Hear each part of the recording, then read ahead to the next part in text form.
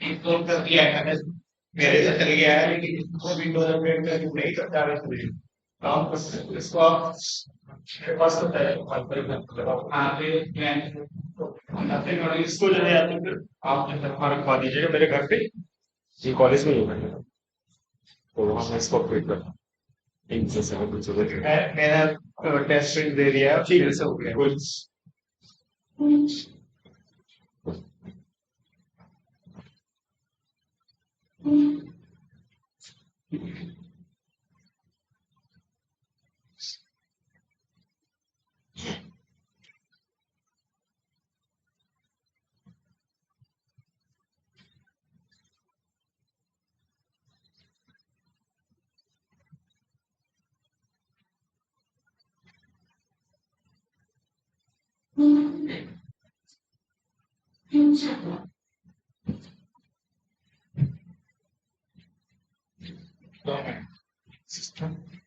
क्या आ गया सर, देखो उसका टेस्ट प्रिंट आ गया, ठीक है हाँ, टेस्ट प्रिंट दे रहा है, हाँ टेस्ट पेज।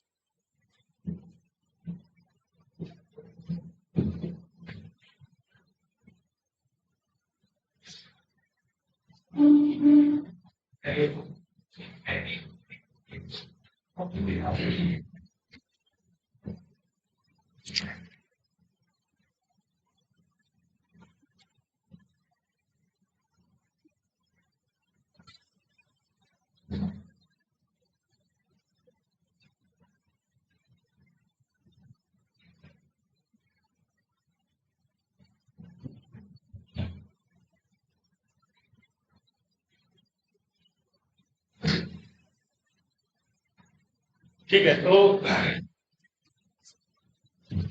आज जो है हम लोग बात करेंगे कि जो कंपोनेंट्स होते हैं कंप्यूटर में बेसिकली किस किस तरह के कंपोनेंट्स होते हैं। तो अगर जो कंप्यूटर की बात करें तो जो दिमाग होता है कंप्यूटर का, that is CPU, right, central processing unit.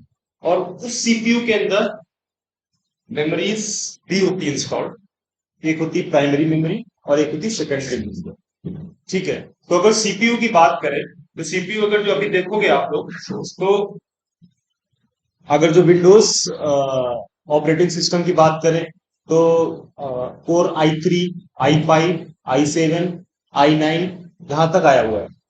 तो ये क्या होता है, बेसिकली इसे बोलते हैं ऑक्टा कोर, है ना, कोर 2, है ना, या फिर क्या बोलते हैं रेडिंग। तो ये क्या होता है, पहले तो देखो, अगर जो आपको कोई कैलकुलेशन करना है सिस्टम में, ठीक है, तो आप लोग क्या करोगे, जैसे आपको बोला जाए कि 2 into 5, तो आप 10 बोल दोगे, लेकिन 222, 777, तो वहां पे आप क्या करोगे, रुक जाओगे। तो हमारी जो है वो क्षमता से परे है वो सब चीजें। तो for performing that calculation we need ALU, है ना, अर्थमेटिक लॉजिक यूनिट, ठीक है। अब इसमें क्या है कि सीपीयू में क्या है, देखो, एक एलयू के एक मेमोरी यूनिट होगी, तो वहां पे आपका रोम, कैश मेमोरी, ठीक है, और क्या होता है रैम हो गया, है ना, और रजिस्टर, ये सब मेमोरी इंस्टॉल होती है। और फिर तीसरा है आपका कंट्रोल यूनिट, जो कि सारे प्रोग्राम को कंट्रोल करता है। आप अगर जो प्रिंट का कमांड देते हो तो प्रिंट ही करेगा, जैसे कंट्रोल टी प्रिंट का कमांड होता है, तो क्या होगा कि उसको कंप्यूटर को पता है कि कंट्रोल की होगी तो प्रिंट ही करना है, ठीक है। तो ये सब जो है कंट्रोल यूनिट के अंतर्गत आता है, ठीक है। तो पहले क्या होता था कि अगर जो आप पुराने सिस्टम्स में देखो, तो वहां पे जैसे बहुत पुराने सीपीयूज होते थे, तो उनके अंदर एक चिपसेट होता, तो उसको बोलते थे इंटेल कोर समथिंग, वो है ना, या फिर क्या बोलते हैं इंटेल कोर i3, इस तरह का होता था, ठीक है। अभी तो अभी भी है कोर i3, या विंडोज एक्सपी मान लो, विंडोज एक्सपी वाला कोई प्रोसेसर होता है, ठीक है। तो उसके रिगार्डिंग क्या होती थी, चिप होती थी इस तरह की, मान लो अगर जो आप लोग देखोगे कोर i3 का वो देखोगे तो एक स्टील की स्क्वायर टाइप की चिप होती है जिसके ऊपर कोर i3 लिखा हो, और उसके अंदर क्या होता है, फिर जैसे एक बड़ा सा घर हो गया, उसके अंदर का दो घर बन गए ऐसे छोटे छोटे। उसमें भी क्या है, ये जो बड़ा घर है ना, इसमें बहुत सारे ट्रांजिस्टर्स लगे हुए हैं। तो पहले क्या होता था, ट्रांजिस्टर्स के बीच में सेपरेशन ज्यादा होता था, जो एनपी एनपी एनपी बताया था मैंने, उन ट्रांजिस्टर के बीच में जो है सेपरेशन ज्यादा होता था। तो क्या होता था, वो स्पेस ज्यादा घेरते थे, मतलब जगह ज्यादा घेरते। उस जगह को कम करने के लिए क्या किया गया, नई टेक्नोलॉजी आई, उसको बोलते थे डुअल। इतने सारे ट्रांजिस्टर को दो पार्ट्स में जो है, एक इसमें भी इतने ट्रांजिस्टर थे, इसमें भी इतने ट्रांजिस्टर, मतलब क्या हुआ, कम जगह में ज्यादा ट्रांजिस्टर जो हमने इम्बेडेड कर दिया, मतलब उसमें लगा दिया। तो इससे क्या होगा, सिस्टम की क्षमता बढ़ गई, है ना। वो क्या करेगा, वो जल्दी प्रोसेस करेगा चीजों को। मान लो आपको कोई काम दिया गया है, आप एक हाथ से लिखने में सक्षम हो, ठीक है। अब मान लो आप ऐसे ही आपके अंदर डेवलप हो जाए, जैसे उसमें दिखाते थे थ्री इडियट्स में, है ना, कि वीरू सहस्त्र बुद्धि जो है दोनों हाथों से लिखता है। तो उसने कुछ इस तरह से डेवलप कर रखा, सो दैट कि दोनों हाथों से उतनी ही इफिशिएंटली वो काम कर रहा है। तो जो डुअल कोर है उसमें क्या हुआ, पहले एक काम को उतना इफिशिएंटली कर रहा था, अब क्या हुआ कि उसी काम को जैसे दो टास्क दे दिए, तो एक ये कर लिया और दूसरा ये कर लिया। फिर टेक्नोलॉजी और आगे चली, अब क्या हुआ कि ये दो की जगह एक यहाँ पे, एक यहाँ पे, एक यहाँ पे, चार हो गए। इसको बोलेंगे क्वाड कोर, है ना। फिर फिर क्या हुआ कि भाई चार की जगह आठ हो गए, तो क्या उसको बोलेंगे ऑक्टा कोर। तो उन सारे कोर्स जो ऑक्टा कोर हुए, जो छोटे छोटे घर बनेंगे आठ एक बड़े घर के अंदर, उनकी सबकी क्षमताएं उतनी ही होंगी जिसकी जितनी इसकी होगी बड़े वाले की। समझे। तो कहने का मतलब ये है कि हमने डिवाइस की जो पावर होती है उसको बढ़ा दिया, लेकिन स्पेस जो है हमने कम यूज किया। अब अभी देखो, जैसे आप देखो कोर i9 है, वो क्यों महंगा है, ठीक है। कोर i9 इसलिए महंगा है क्योंकि उसके अंदर जो ये कोर्स होंगे वो मल्टीपल कोर होंगे। मान लो 8 कोर के ऊपर घर बन गए, मतलब 8 जो खाने बने हैं, इस तरह से मान लो 12-13 बन गए, तो उसको फिर हम क्या बोलेंगे, ऑक्टा कोर के बाद बोल देंगे मल्टीपल कोर। या 20, मान लो ऐसे ही जो है छोटे छोटे 20 घर हो गए, 1 2 3 4 ऐसे करके 20 हो गए, उसको मल्टीपल कोर बोलेंगे।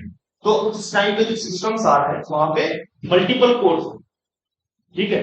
जो हर कोर जो है, अभी देखो अगर जो आप एक चीज नोट करो, अगर जो आप इस टाइम पे कोई सिस्टम को कमांड देते हो, तो क्रोम भी चला रहे हो, साथ में माइक्रोसॉफ्ट एज भी चला रहे हो, या आपने स्क्रीन कनेक्ट कर दिया, तो आप उस स्क्रीन में कुछ और कर रहे हो, इस स्क्रीन में कुछ और कर रहे हो, but both are monitored with the same CPU, है ना।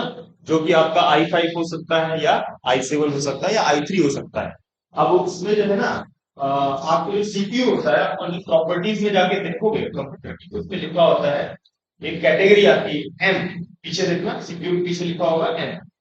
यहाँ पे कंप्यूटर में अगर देखोगे तो about my computer, right click करके माई कंप्यूटर घर में अगर सिस्टम होगा, उसमें देखना जो माई कंप्यूटर वाला होता है, जब जहां से कंप्यूटर खोलते हो उस पर क्लिक करो, राइट क्लिक, फिर प्रॉपर्टीज पे जाओ, वहां पे सीपीयू पूरी इंफॉर्मेशन आ जाती है, ऑक्टा कोर है कि क्वाड कोर है, ये सब चीजें लिख के आएंगे। उसके प्रोसेसर के पीछे लिखा भी होगा एम है या एच है। एम मतलब मीडियम टाइप का वर्क कर सकते हो, एल मतलब लाइट वर्क कर सकते हो, और एच मतलब हैवी वर्क कर सकते हो। तो इस तरह से जस्टिफाई करते हो इसको, प्रोसेसर को किस तरह का प्रोसेसर लगाना है। अब देखो जैसे हम बात करें, क्या बोलते हैं, प्रोसेसर की बात करें, जैसे कोर i3 हुआ। अब कोर i3 में जनरेशन आ गई, है ना। 7 generation, 8 generation, 9 generation, 10 generation, 11 generation, 12 generation. So क्या होता है, जैसे थोड़ा बहुत मॉडिफिकेशन होते हैं, तो उसको जनरेशन के अंदर ही कर देते हैं।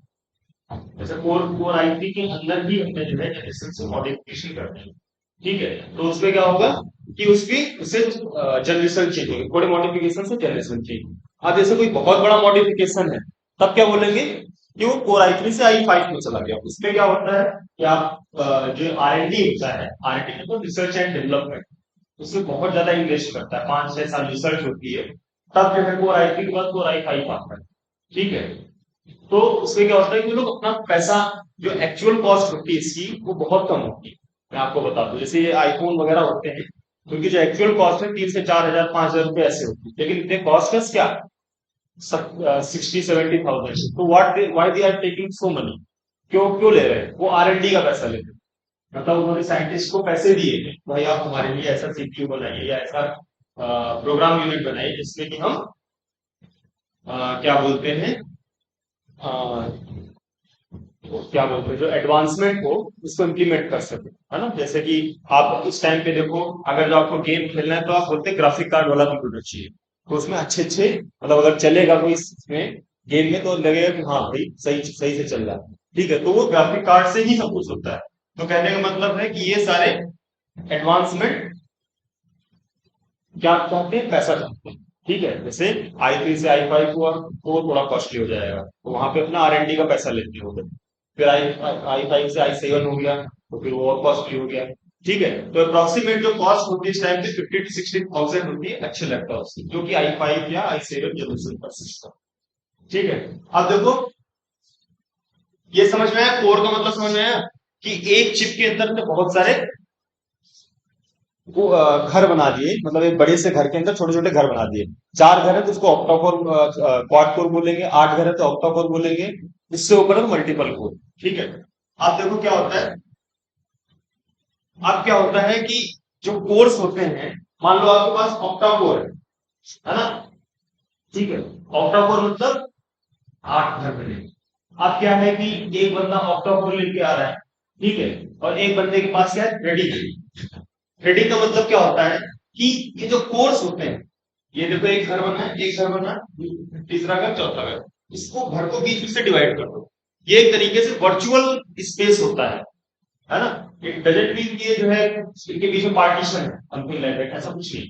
मान लो आपने क्या किया, कोर 1 पे कोई काम आया, आपने एक VLC प्लेयर चलाया, है ना। VLC प्लेयर होता है कंप्यूटर में, यू मस्ट नो दिस, है ना। VLC प्लेयर या कोई भी म्यूजिक वाला प्लेयर चलाया। आप सपोज उसको ज्यादा मेमोरी चाहिए, ठीक है, और दूसरी तरफ आपने गूगल क्रोम खोला, उसको कम मेमोरी चाहिए, तो क्या करेगा, थ्रेड 1 बड़ा हो जाएगा थ्रेड 2 से, थ्रेड 2 छोटा हो जाएगा। तो थ्रेड 2 पे क्या होगा कि भाई गूगल क्रोम चल गया, छोटा सा काम हो कर दे। लेकिन क्या होता है, आपने बहुत सारे पेजेस खोल दिए गूगल क्रोम पे, तो थ्रेड 2 जो है इधर शिफ्ट हो जाएगा, थ्रेड 1 छोटा हो जाएगा। तो एक तरीके से वर्चुअल पार्टीशन है बिटवीन दी कोड, है ना, मतलब with in code this is virtual partition which justifies, मतलब जो कि आपके वर्क के हिसाब से उसका जो ये होता है ना, क्या बोलते हैं, स्पेस को जस्टिफाई होता है। वर्चुअल स्पेस होता है, मतलब ये नहीं कि इसको डिवाइड कर दे ठीक से। तो अब ये देखो कितने कोर बन गए इसमें, 8, क्योंकि एक एक थ्रेड हमने बीच चला दी बीच में। तो कहने का मतलब क्या है, थ्रेडिंग की वजह से क्या होगा, कॉस्ट मिनिमाइजेशन हो गया। एक बंदा ऑक्टा कोर लेके आ रहा है और एक आपके पास जो है क्वाड कोर ही है, जिसके अंदर आपने ऑक्टा कोर बना दिया with the help of threading, ठीक है। बीच से जैसे ये देखो, दिख रहा है कि दिख रहा था, एक तरीके से लाइन खींच रखी है, उसको थ्रेडिंग बोलते हैं। Threading is done within the code, है ना। और ये जितनी भी चीजें हैं, these things are coming from nano technology, ठीक है। तो अगर जो आप इनकी इमेजेस वगैरह देखोगे तो आपको बिल्कुल भी नहीं देख सकते। माइक्रोस्कोप या तो स्कैनिंग इलेक्ट्रॉन माइक्रोस्कोप चाहिए, या फिर आपको कोई ऐसा ये होता है field electron scanning electron microscope, FESE, ठीक है, या फिर TEM ट्रांसल्यूसेंट इलेक्ट्रॉन माइक्रोस्कोप। इन सब चीजों से आप इसे क्या बोलते हैं, डिवाइसेस को देख सकते हो, ठीक है। आप सोचो इतना बड़ा जो नैनो फैब्रिकेशन वो कैसे होता है। तुम ये सोचो, यहाँ एक सोल्डरिंग करते हैं हम लोग वायर की, एक वायर जोड़ते हैं तो पूरा जो है पूरा ये बन जाता है, एक कनेक्शन में इतना सारा स्पेस घेर देता है, ठीक है। तो अब तुम ये सोचो कि भाई जो लैपटॉप वगैरह होता है उसमें कैसे सोल्डरिंग करी जाती है, कैसे सब कुछ किया जाता हो इतने स्मॉल लेवल पर। आप लोग अगर जो ध्यान देना कि अगर किसी के पास पुराना लैपटॉप हो तो उसमें देखना खोल के उसको, उसके अंदर किस तरह से जो सर्किट होता है और किस तरह से उसको जो है आपस में सब तार जुड़े होते हैं बीच में। तो कहने का मतलब क्या है, अभी इंडिया क्यों नहीं वहां तक पहुंच पाया, इंडिया में अभी ये चीजें क्यों नहीं आ पाई, क्योंकि ये सब चीजें जो है बहुत ही ज्यादा एडवांसमेंट चाहिए टेक्नोलॉजी। अब यहाँ क्या बन सकता है, यहाँ लावा का फोन बना, वो भी पूरी तरीके से बन नहीं पाया। अभी इन्फिनिक्स कोई फोन है वो शायद बन रहा है, टेक्नो स्पार्क है वो भी इंडिया का है ना। और एक तो फोन बन रहे हैं, और ये आपका MIBI है ना, MIBI का है जो ईयरफोन्स वगैरह आते हैं ना, MIBI के, that is also manufactured in India, पढ़ना हो सकता है, बैंगलोर में है, और हस्बैंड वाइफ है जो कि इस चीज को आगे लेके जा रहा है। और वो वहां भी वो लोग क्या कर रहे हैं, जो पार्ट्स दे आर इंपोर्टिंग, वो बना नहीं पा रहे हैं। अभी भी हम we are not capable of making this lithium ion battery, जो कि चाइना से या किसी और कंट्री से हम लोग मंगवाते हैं। ठीक है, बैटरीज ही बहुत तरीके की होती है, लिथियम आयन ये पतन से होता है, ठीक है, लेड वाली बैटरी होती है ना, मरकरी बैटरी होती है, ठीक है। तो ये सब जो है तो बैटरी का कंपार्टमेंट पूरा अलग ही है। लेकिन अगर तो यहाँ पे देखो तो यहाँ पे बहुत ही ज्यादा जो है टेक्नोलॉजी का एडवांसमेंट है, जो कि इंडिया में पॉसिबल नहीं। इसी वजह से फॉरेन की ही सारे लैपटॉप भी आप देखोगे है, डेल भी फॉरेन की कंपनी, एचपी भी फॉरेन की कंपनी, ठीक है, मैकिंटोश तो है ही बाहर का, है ना, दैट इज एप्पल, है ना, वो सब चीज बाहर की। तो with the help of core we can perform any task in a single time, work is distributed among the cores। ठीक है, ठीक है, मतलब कोई बात नहीं, अगर तो कोई वर्क आपको दिया गया है, अब ऐसा नहीं कि एक कोर में ही सब दबाव पड़ रहा है ना, जैसे आपको क्वाड कोर है, 1 2 3 4 घर बनेंगे। अब क्या होगा कि एक घर के पास में काम पड़ गया, भाई मुझसे नहीं हो रहा, तो क्या करेंगे, तो बाकी के 3 लोग उनको दे देगा, तुम इतना इतना कर लो। तो इस तरह क्या होगा, वर्क डिस्ट्रीब्यूशन हो गया एमंग द कोर्स। ठीक है, तो उसकी वजह से क्या होगा, मिनिमाइजेशन होगा। ठीक है, अच्छा देखो, ये इस टाइम पे जो प्रोसेसर जैसे i3 i7 ये सब बना रहा है, कौन बना रहा है, इंटेल, है ना। हर हर लैपटॉप के ऊपर लिखा होता है इंटेल इनसाइड, है ना, this Intel is manufacturing the CPU. ठीक है, और आपको एक चीज बताऊं, जो आपका एचपी का लैपटॉप है ना, it has only few parts of HP, मतलब वो स्क्रीन बना रहा है एचपी, लेकिन ये सोचो अभी तक प्रोसेसर नहीं बना। एचपी वाले क्या काबिलियत थी, एचपी वालों की प्रोसेसर बनाते हैं, अभी भी इंटेल से ही लेते हैं। जितने भी विंडोज के सिस्टम है, they are all taking process, क्या बोलते हैं, processor from this Intel, Intel branch, Intel inside हर लैपटॉप के ऊपर लिखा होगा। और दूसरा प्रोसेसर होता है AMD, that is somehow lower than Intel, but it is okay, that is also used, है ना, वो से भी यूज करते हैं। और उसमें भी राइजन सीरीज आती है ना, इस तरह से, मतलब एक ये मान लो 2 कैटेगरीज हैं प्रोसेसर की, one is Intel, another one is AMD. ठीक है, ठीक है ना, ये चीज समझ में आ गई, है ना। पहले क्या देखा हमने, कोर्स, कोर क्या होता है, dual core, octa core, threading, ये चीज आ गई। अब इसके बाद हमने बात करी processor, that is i3 i5 i7 i9 whatever it may be, i11 also, है ना। ये कंपनी का खुद का एक क्राइटेरिया होता है कि दे गो इन ऑड नंबर्स, है ना। आप देखो विंडोज के केस में देखो, वहां पे तो ऑड इवन दोनों फॉलो किया है, पहले विंडोज 7 था, फिर 8 आया, फिर 10 आया, फिर 11 आया, है ना। तो उनका अपना जस्टिफिकेशन हो किस तरह से करते हैं। इसके बाद अगर तो ये बात करें, एक मूड्स लॉ है, मूड्स लॉ एक थोड़ा ऐसे समझ लो कि, तो क्या होता है मूड्स लॉ कि जो आपका ये है ना सेमीकंडक्टर्स, हर उसमें जो है चिप में क्या होता है, सेमीकंडक्टर्स लगे, सॉरी ट्रांजिस्टर्स लगे होते हैं, ट्रांजिस्टर्स लगे होते हैं। तो ये कोर बने हैं ना, ये इनके अंदर ट्रांजिस्टर्स हैं, लॉट ऑफ मिलियंस, कई कई लाख ट्रांजिस्टर्स लगे हुए, जो कि आपके क्या बोलते हैं ऑपरेशंस परफॉर्म करते हैं। ठीक है, अब क्या है कि मूड्स ये कहता है, मूड्स लॉ, कि हर 2 साल में ये जो सेमीकंडक्टर्स, सॉरी जो ट्रांजिस्टर्स लग रहे हैं, इनकी जो संख्या है वो डबल हो जाएगी हर 2 साल। लेकिन अभी क्या हो रहा है कि शायद 2016 या 2018 के बाद, एग्जैक्टली नहीं रिमाइंड कर पा रहा, तब क्या हो रहा है कि जो जो संख्या है वो डबल से ज्यादा हो जाए, तो मूड्स लॉ जो हो रहा है वो फॉलो नहीं हो रहा। मतलब क्या कह रहे थे कि अगर जो आपका 2012 में सपोज आपने 2 लाख ट्रांजिस्टर लगाए एक इसमें कोर में, तो 2014 में 2 साल बाद में क्या हो जाएगा, वो 4 लाख हो जाएगा।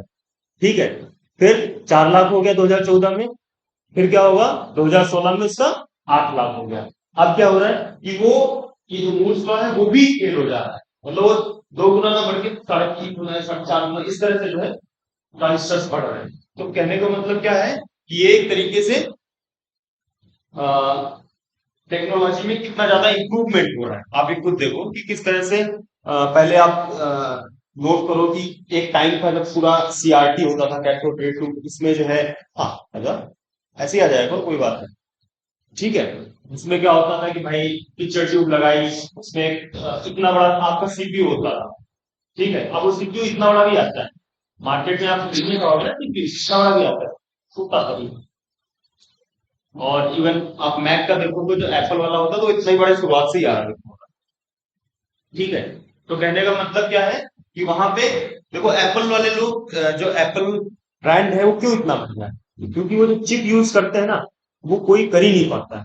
उतनी फास्ट चिप जो होती है ना, M2 चिप, इस टाइम पे जो उनकी चिप आ रही है दैट इज M2, ठीक है। और जो प्रोसेसर आ रहा है A16, है ना, M2 chip with A16 bionic chip, है ना।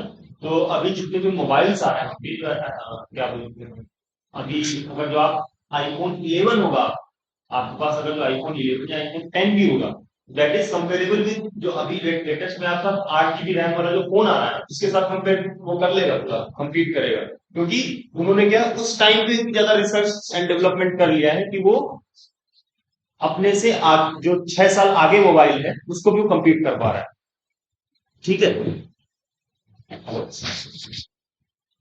हाँ, लेके जाओ। हाँ, उनके पास रखता है ना, ऑफिस में रखते हैं, उसे दे दें, मैं उसके पास और करेंगे। Yes, yes,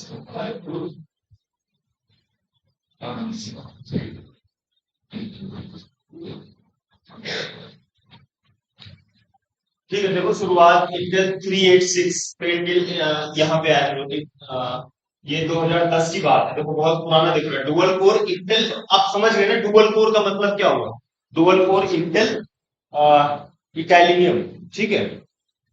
तो कहने का मतलब क्या है कि आप कोर का मतलब समझो, ठीक है। कोर का मतलब क्या होता है, क्या नाम है, हाँ, कपिल, ठीक है। तो कपिल कोर का मतलब ये होता है कि बड़े घर के अंदर अगर डुअल कोर बोला तो घर छोटे छोटे बने हैं, ठीक है। अब पहले क्या था कि बड़े घर में 8 लोग रहते थे, अब जब हमने डुअल कोर कर दिया तो जो छोटे छोटे घर है उसमें भी 8 8 लोग रह गए। मतलब पहले जैसे ये नहीं फ्लैट सिस्टम नहीं होता है, पहले आपने एक घर बनाया, ठीक है, जमीन पे घर बनाया, उतनी जमीन में क्या होगा 8 10 लोग रह रहे हैं, ठीक है। अब क्या किया हमने, मल्टी स्टोरी बिल्डिंग बना दी, ठीक है। अब उसमें जो है आप 300 400 लोग रह रहे हैं उतने में, तो ये क्या हुआ बेसिकली, आप कोर्स बढ़ा दिए उसमें, है ना, एक बिल्डिंग में नंबर ऑफ कंपार्टमेंट बढ़ा दिए जिससे जितने भी लोग इजीली रह भी पा रहे हैं और जगह भी बच रही है, ठीक है। तो ये कॉन्सेप्ट है कोर का। अब देखो थोड़ा सा मुझे लग रहा था कि इज नीडेड एक्चुअली, है ना, कल मैंने ऐसे बता दिया मेमोरी का। तो ये क्या होता है, types of memory in computer, ठीक है। तो जो मेमोरी होती है that is of two types, one is primary memory and another one is secondary memory. What we use, हम क्या यूज करते हैं, सेकेंडरी मेमोरी, क्यों, क्योंकि ये नॉन वोलाटाइल चलती है, ठीक है। अब देखो क्या है, प्राइमरी मेमोरी में क्या आता है, कैश, है ना, रोम और RAM, these are type of primary memory. ये क्या करता है, ये सिस्टम अपने अंदर ही रखता होता है ना? इसको आप अगर आप सीपीयू खोलोगे, तो अगर आप लैपटॉप खोलोगे तो उसमें क्या होगा, एक रैम का स्लॉट दिखेगा, ठीक है। उसमें जो है रैम आपकी इंसर्ट हुई रहती है, ठीक है। तो उसका काम क्या होता है, हाँ अब हम बात करते हैं, देखो रैंडम एक्सेस मेमोरी की बात करते हैं पहले, रैम की बात। रैम का मतलब ये होता है जैसे आपके सिस्टम में सपोज, जैसे आपका ये मान लो कंप्यूटर है, ठीक है। कंप्यूटर में क्या हुआ, बहुत सारे सॉफ्टवेयर आपने इंस्टॉल करा, अब ये तो नहीं कि हर टाइम पे आप सब कुछ चला रहे हो, है ना।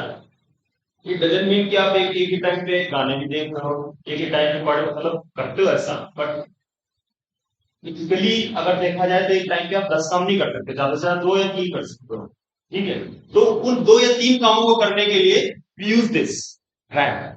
ठीक है। तो RAM means random access memory. Random इसलिए बोला क्योंकि उसको भी नहीं पता उसके साथ क्या होने वाला है, उसको जस्ट उसने कमांड दी और उसने वो चीज जाके ओपन कर दी। ठीक है। तो जैसे क्या बोलते हैं, इस टाइम पे अगर जो रैम देखी जाए तो 16 GB, 32 GB इस तरह से रैम आती है। इसमें क्या होता है कि आप जितनी ज्यादा रैम उतनी ज्यादा मल्टीटास्किंग कर सकते हो। क्रोम भी चला सकते हो, आप फायरफॉक्स भी चला लो, आप एस भी चला लो, आप इंटरनेट एक्सप्लोरर भी चला लो, आप ओपेरा भी चला लो। ये सारे ब्राउजर्स, ठीक है, जिसमें आप इंटरनेट सर्व करते हो। ठीक है। अब क्या है कि we have, if you want to perform multiple task, अगर जो आपको बहुत सारे काम इकट्ठा करने हैं तो आप किसे करोगे, रैम के लिए, रैंडम एक्सेस मेमोरी। ये समझ में आया आपको? ठीक है। अब क्या होता है, रैम जो है दो तरह की है। One is S RAM, that is static random access memory. अब एक चीज देखो, आप लोगों ने जैसे सिस्टम खोला, ठीक है, तो उसमें क्या कर दिया, टाइम सेट कर दिया, फिर बंद कर दिया। उसको आप 1 साल बाद खोल रहे हो, 1 साल बाद खोलोगे तो वो क्या टाइम चेंज हो जाता है? नहीं होगा जी। क्यों नहीं चेंज होगा? अच्छा एक चीज देखो, इसमें जो रैम्स होती है ना, इनमें एक रेगुलर सप्लाई चाहिए होती है। जितने भी ये, क्योंकि वोलाटाइल नेचर होता है, रैंडम एक्सेस मेमोरी का जो नेचर होता है that is volatile in nature. Volatile क्या होता है? हाँ, पावर सप्लाई बंद कर देंगे तो उसने क्या किया था। ठीक है। तो वो क्या होता है, वोलाटाइल नेचर होता है। स्टैटिक रैम की बात कर रहे हैं। स्टैटिक रैम का मतलब क्या है, अगर जो आपने टाइम सेट कर दिया आज, तो आप आज के 1 साल बाद देखो तो वो सेम टाइम दिखा, मतलब सिंक्रोनाइज। अगर जो आपने 10 मिनट आगे कर दिया घड़ी को आज, मान लो आप तो 3 बज रहे हैं, मैंने 3:10 टाइम सेट कर दिया, फिर मैं 1 साल बाद देखता हूँ किस घड़ी के साथ, इसमें चलो ऑप्शन डालती हूँ, इस घड़ी के साथ अगर मैच करता हूँ तो 10 साल बाद भी मुझे, या 2 साल बाद भी मुझे 10 मिनट आगे दिखे। ठीक है, that is because of static RAM. आप कैलेंडर सेट करते हो तो all it happens because of this static RAM. और स्टैटिक रैम को ऑपरेट करने के लिए छोटा सा सेल लगता हो लैपटॉप में। किसी ने देखा है?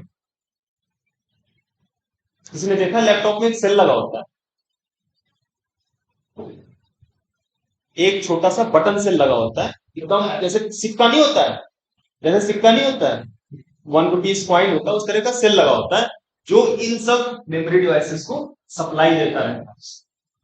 इस देखिए झंकार है, ठीक है, और ये टाइम सिंक्रोनाइज्ड है। दूसरा है हमारा DRAM, that is dynamic random access memory. This simple. इसमें क्या है कि आपने सप्लाई दिया, जैसे कि क्या बोलते हैं, सिस्टम में जो है एक चिप टाइप की होती है, मैं दिखाऊंगा जो फोटो उसकी,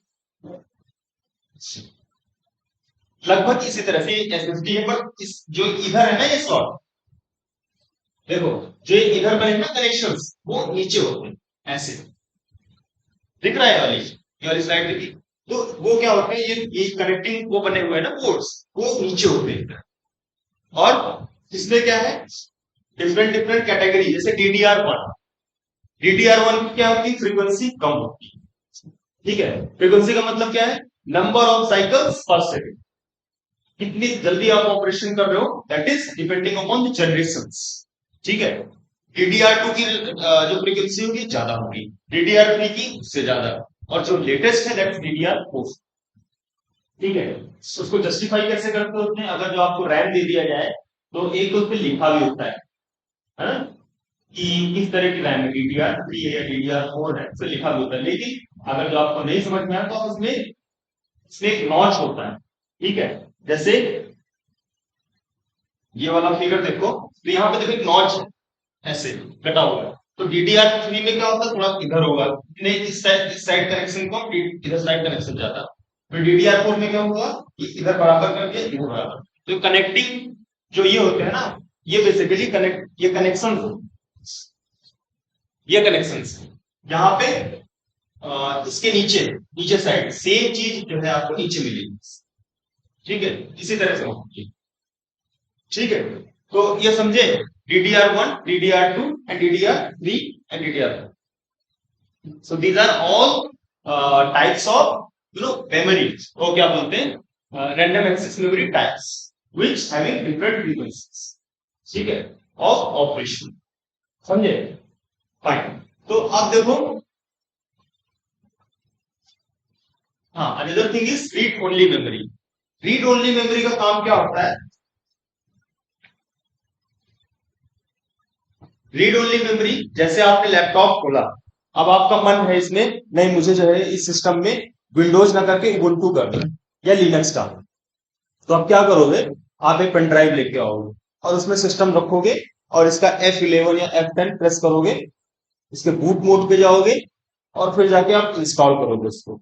लेकिन इतना भी कुछ कर दो, जैसे एक चीज देखो, आप लोगों को किसी को टैबलेट मिला हुआ है गवर्नमेंट की तरफ से, इसको मिला है, आपको मिला है ना, आपको मिला है, तो एक चीज में देखना, जब उसको ऑन करो उसमें मोदी जी ऐसे हाथ जोड़ के खड़े होंगे या फिर जो भी नेता होंगे, वो जिन जो अपना प्रोवाइड करे होंगे, या उत्तर प्रदेश सरकार होगा, कोई भी होगा, तो उसकी ऐसे एक इमेज आती है कंपनी के पहले, आती है, आती है ना, उसको आप कभी इरेज नहीं कर सकते, उसको आप चाहो कि मैं इसको हटा दूं तो you can't do that, because जो सैमसंग या फिर जो भी आपका अथॉरिटी होगा, उसको ठेका दिया होगा सरकार ने कि आप जो है अ, इसके रोम जो मेमोरी है, रैंडम रीड ओनली मेमोरी है, इसमें आप हमारी फोटो डालिए, ठीक है? तो इससे क्या होगा कि कभी भी अगर किसी को आप फोन भी दोगे, तो आपकी एक आइडेंटिटी, उनकी एक आइडेंटिटी रहेगी कि हाँ ये इस पर्टिकुलर गवर्नमेंट ने दिया है।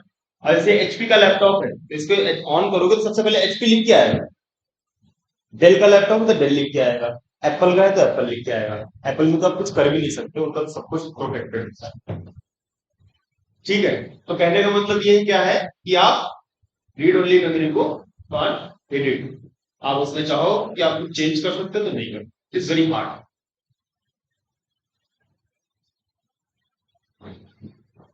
फिर इसके जो टाइप्स हैं, टी रोम, ईपी रोम, EEPROM, ठीक है? तो ये क्या होता है, रोम क्या होता है, प्रोग्रामेबल रीड ओनली मेमोरी, ठीक है? इसमें हम किसी तरह का जो है बिल्कुल एडिट नहीं कर सकते, we can't do that. EPROM में क्या कर सकते हैं, we can erase, but is very hard, मतलब आपको जो है क्या करना पड़ेगा, यूवी रेडिएशन। यूवी रेडिएशन क्यों बोला कितना टफ है, क्योंकि यूवी, आप यूवी रेडिएशन में अगर जो रखोगे तो ये डैमेज भी हो सकता है, ठीक है? तो इस वजह से इसको बोलते हैं कि भाई EPROM जो है is erasable but is very tough to erase data. और दूसरा है आपका, तीसरा है EEPROM। EEPROM क्या है, electromagnetic erasable programmable read only memory, ठीक है? इसके ऊपर क्या करते हैं, इलेक्ट्रोमैग्नेटिक रेडिएशन, मतलब आप सीधे जो है इलेक्ट्रोमैग्नेटिक फील्ड के थ्रू, लाइक आपने ड्राइव कनेक्ट कर दिया किसी सोर्स से, या फिर उसको कोई सप्लाई दी जिसके थ्रू आप क्या बोलते हैं प्रोग्राम्स को एडिट कर सकते, तो इस वजह से इसको बोलते हैं EEPROM। अब आते हैं हम लोग, देखो हमने क्या देखा, हमने देखा प्राइमरी मेमोरी में अच्छा कैश फाइल, तो मैंने आपको कल बताया था, कैश फाइल टेम्परेरी फाइल्स होती है जिसकी जो लिमिट होती है 2 से 4 MB होती है ना, या 10 MB, इससे ऊपर मैंने नहीं देखा, 10 MB से ऊपर कैश मेमोरी नहीं देता है। तो उसका काम क्या होता है कि आपने कोई ब्राउजर में कोई चीज सर्च करी, बार बार सर्च कर रहा हूं, ठीक है? तो क्या करेगा आपको, कुछ दिन बाद जैसे आप एस लिखोगे या ई लिखोगे, तो उससे रिलेटेड जो आगे की साइड होगी वो आपको खुद ही देगी, that is because of cache memory. And वो क्या होती है, बहुत कम होती है यूजुअली सिस्टम्स, ठीक है? अब क्या है, सेकेंडरी मेमोरी की बात करें तो सेकेंडरी मेमोरी में HDD, HDD को बोलते हैं हार्ड डिस्क ड्राइव। अब इसमें मैं बता रहा था ना, ये डिस्क होती है, तो ये वही डिस्क है जो मैं कल बता रहा था, और ये आपका हेड होता है, ये जब चलती होती है घूम के ऐसे आ जाता है, ये ऐसे होता है, ये ऐसे आ जाएगा, ये आपको हेड टाइप का दिख रहा होगा, एक क्या बोलते हैं, वो चिमटी नहीं होती है, ट्वीजर होता है, ट्वीजर का आगे वाला पार्ट के जैसे होता है, उसी तरह का मान लीजिए। तो ये क्या होता है, जैसे आप सप्लाई लेने से फट से इधर और इसमें रीड करना शुरू कर देता है या राइट करना शुरू कर देता है, ठीक है? अब उसका क्या डिसएडवांटेज है कि वो, क्योंकि इसमें एक डिस्क लगी है वो मूव कर रही है, गिरेगा तो टूट जाएगा, खत्म। अब दूसरा क्या है हमारा SSD, that is solid state drive. वहां पे किसी तरह का मूविंग पार्ट नहीं है, तो देयर इज नो वरी कि आप जो है कुछ उसमें दिक्कत होगी, कोई भी दिक्कत नहीं आने की, लो सही से चलेगा। और सबसे इसका डिसएडवांटेज क्या है SSD का, ये महंगी है ना। तो यूजुअली क्या करते हैं इस टाइम पे, अगर जो सिस्टम आप खरीदोगे तो बोलेंगे कि भाई 1 TB hard drive, 256 GB SSD। तो जो 1 TB हार्ड ड्राइव है वहां पे आप क्या करते हो, वहां पे आप अपना मूवी, बिना मतलब का सामान सब वहां रखो हार्ड ड्राइव में। और SSD में क्या रखोगे, फोल्डर्स, ऑपरेटिंग सिस्टम, ठीक है, सॉफ्टवेयर, वो सब को ऐसे रखो, सॉरी SSD में रखो, ठीक है। तो ये गैस मतलब ये सब इस तरह से कनेक्टिंग ये केबल्स हैं, जो कि अब उसमें क्या होता है ना, पोर्ट्स बने होते हैं, आपको जस्ट इसको ऐसे लगा देना है, गैस के लग गई गैस, ठीक है। आप जीपीयू, जीपीयू क्या होता है, ग्राफिक्स प्रोसेसिंग यूनिट। तो इसका काम क्या होता है कि जैसे आप ये गेम देखते हो, क्या बोलते हैं, फ्री फायर, है ना, क्लैश ऑफ क्लैंस में गेम आता है ना, और क्या, कॉल ऑफ ड्यूटी, ठीक है, GTA वाइस सिटी, खेला होगा, सबने खेला होगा, है ना। और क्या होता है IGI, है ना, आई एम गोइंग इनसाइड, ठीक है, old games, everyone has played this. तो वो क्या होता था, चलो वहां पे जरूरत नहीं पड़ती थी ग्राफिक कार्ड की, बट अगर जो आपको क्या होता है ना, जैसे एक तो हो गया कि आप येलो कलर दिखा दो, और एक होता है येलो कलर में शेड्स दिखो, ठीक है।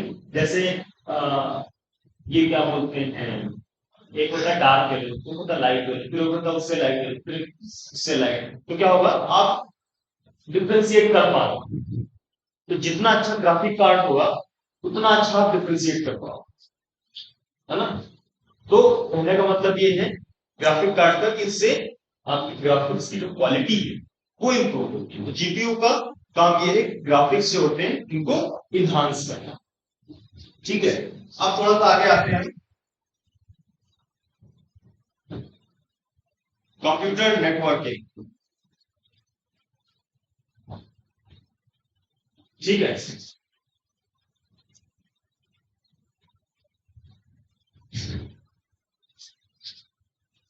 क्या काम होता है, अगर जो आपको किसी चीज को एक्सचेंज करना है, ठीक है, जैसे आप देखो, हेलो हेलो, ये मुझे 10 मिनट दीजिए, 10 मिनट दीजिए क्लास में।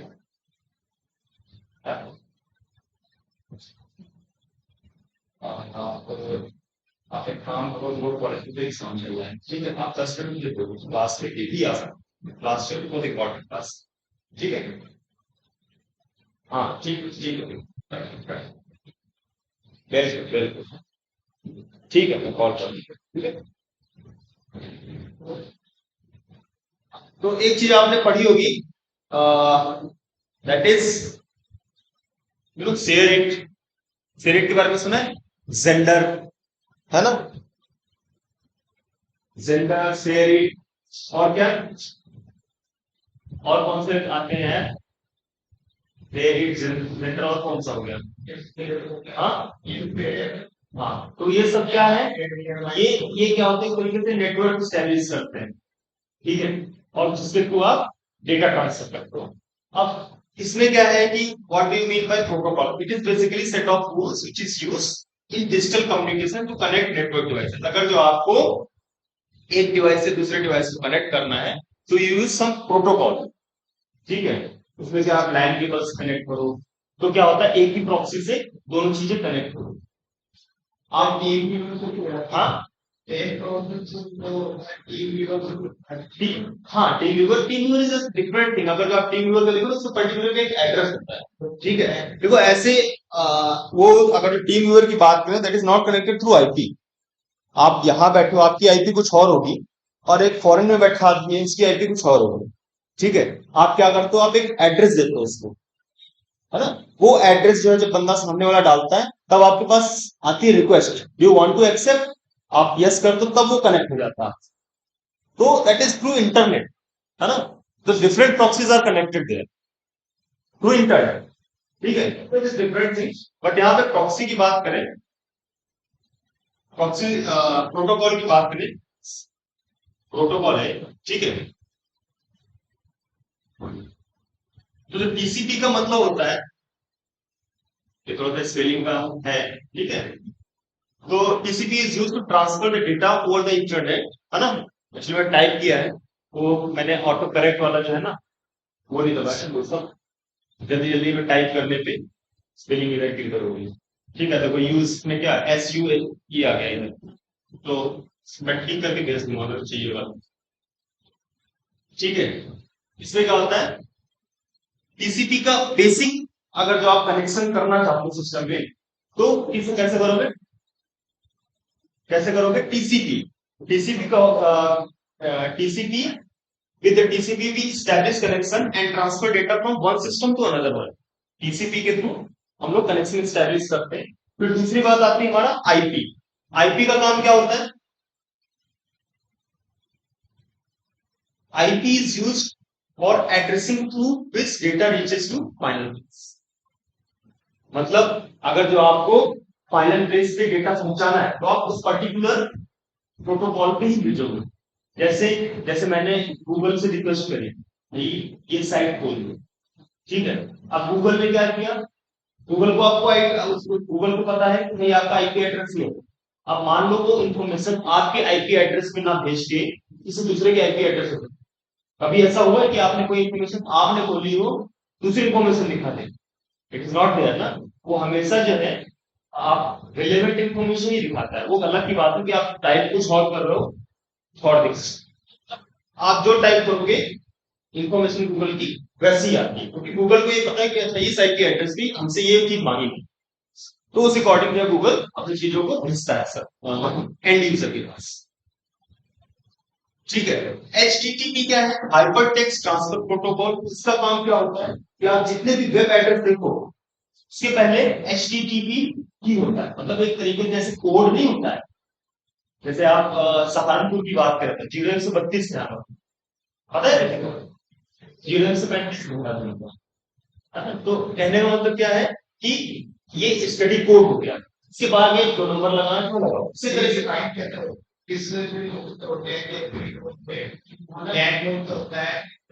इससे क्या कहते हैं हमारे ये डिफाइन देखो। अभी क्या हुआ बीच में अगर नोट करो तो क्या हुआ था कि ये ट्रेन नंबर्स थे, जैसे क्या था 42 65 की ट्रेन का नंबर था, तो उसके बोल आगे बोला कि एक लगा दो, इस नंबर के आगे एक लगा दो, फिर आप ट्रेन नंबर जानो। तो वो क्या हुआ कि नंबर ऑफ ट्रेन बढ़ गए, उनका कॉम्बिनेशन खराब हो गया, तब उन्होंने बोला कि नहीं एक नंबर लगा दो। अब क्या हुआ, मोबाइल नंबर पे देखो क्या होता है कि एक नंबर किसी को अलॉट हुआ, 2 महीने बाद आपने यूज नहीं किया 2 महीने तक, तो किसी दूसरे को अलॉट हो गया। So it all about randomization और भीड़। भीड़ अगर जो बढ़ गई तो क्या होगा, वो नंबर कहां से लाएंगे नए, दूसरे को अलॉट करेंगे। एक्चुअल में एक बात गलत, आप किसी का नंबर किसी को अलॉट करोगे तो जो उसके कनेक्शन होंगे उसको कौन जाएगा डेली, है ना। तो कहने का मतलब रैंडम थिंग्स 0132 बैठे लोग, जैसे ये वो डिसाइड करने वाले नहीं थे कि इस पार्ट को बांट दो, डूरंट लाइन खींच दी, डेड क्लिप लाइन खींच दी, तो उसी तरह से है। ऐसी ऑब्जर्वेशन बनाई बैठ के 4 लोग बैठे तो लाइन खींच ली, और उससे क्या कॉन्सिक्वेंसेस बन रहे हो वो थोड़ा ना जाना। तो कहने का मतलब ये रैंडम है, डजंट मीन कि आप जो है इसको 0132 से 135 भी हो सकता है यहाँ, अगर जो वो चाहे तो शिफ्ट कर देंगे, ऑल डिपेंड्स, ठीक है। अब दूसरा क्या है, SMTP, simple mail transfer protocol. इसमें क्या होता है कि आपने एक मेल लिखी, ठीक है, आप क्या कर रहे हो सीधे किसी को भेज रहे हो, मैंने कोई मेल लिखी मैं आपको भेज रहा हूं तो आपके एड्रेस पे आ गई, आपके पास नेट है तो यू जस्ट सी दैट, तो क्या हुआ डायरेक्ट ट्रांसफर हो गया, तो क्या बोलेंगे उसको सिंपल मेल ट्रांसफर, जो कि मेल ट्रांसफर में यूज है, सिंपली आपके पास मेल आ गया। दूसरा क्या है, POP, पोस्ट ऑफिस प्रोटोकॉल। इससे क्या हो गया कि आपने एक मेल किया, आपका नेट नहीं ऑन, ठीक है, ये क्या हुआ किसी सर्वर पे जाके आपका मेल रह गया। आपको जैसे क्या होता है ना, मान लो आप प्लेन मोड, तो आपने एयरप्लेन मोड ऑन कर रखा है, आपको मेल आती है, not able to receive that, ठीक है, in that case what will happen, जब आप एयरप्लेन मोड खोलोगे तो lot of mail WhatsApp messages to come, ठीक है, तो इट मीन जैसे ही नेट आया तो पीओपी के थ्रू वो आप पे डांस उसमें जो है सर्वर आते ही भेज दिए, ठीक है, क्या, हाँ हाँ, क्यों नहीं,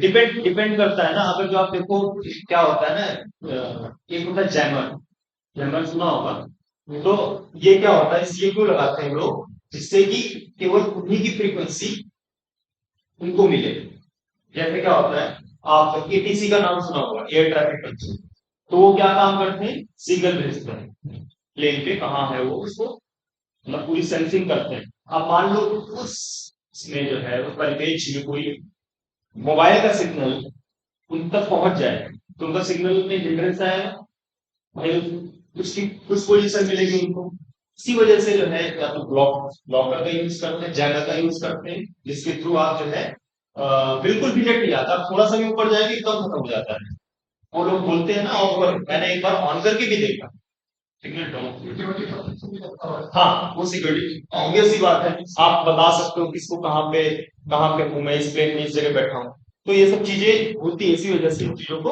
अवॉइड करते हैं, एक पर्टिकुलर फ्रीक्वेंसी में ही सब चीज काम करती है, ठीक है, जैसे आप 92.7 लगाओगे तो बिग एफएम लगना ही लगेगा, ऐसा नहीं कि रेड एफएम बच जाएगा, ठीक है, तो अपना एक उन्होंने बैंड फिक्स कर रखा है, इस बैंड की इस बैंड से इस रेंज में जो फ्रीक्वेंसी होगी उसी फ्रीक्वेंसी पे हमारी सब चीजें देखेंगे, बाकी सारी फ्रीक्वेंसी को कर देंगे कम, ठीक है, अब क्या है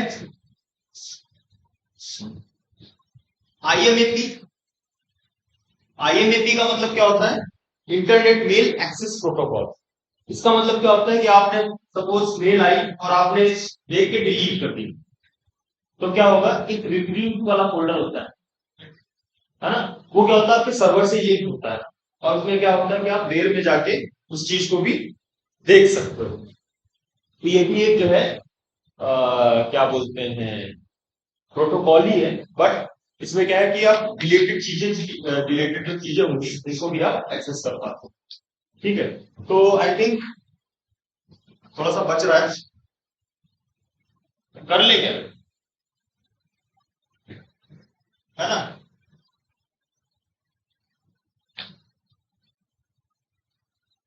अच्छा चलो इसको जो है थोड़ा सा स्किप करते हैं, मैं एक पीडीएफ भेजता हूँ आपको,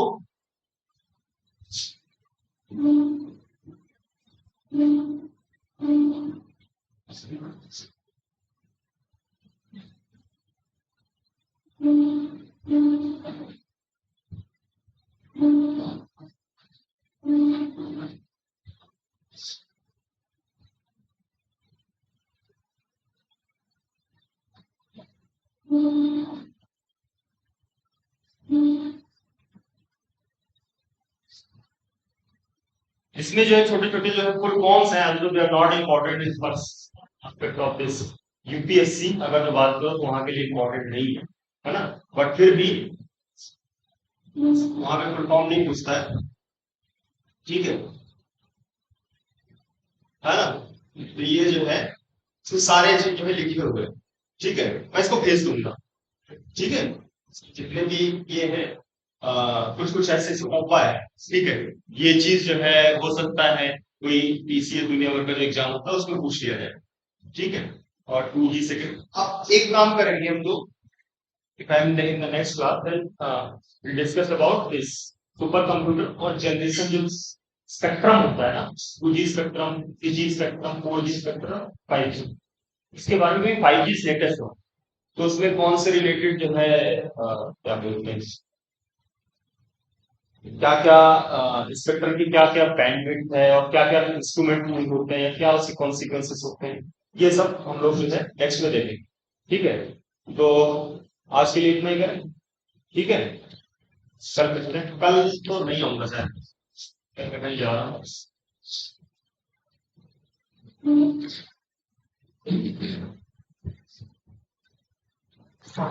ये आप जो है ना सिस्टम भिजवा दीजिएगा, ठीक है, या आप बाहर ही ले आइए, मुझे कॉल करिएगा, मैं उधर ही रहता हूँ। जब भी आप जाइएगा मैं तो यहीं रहता हूँ।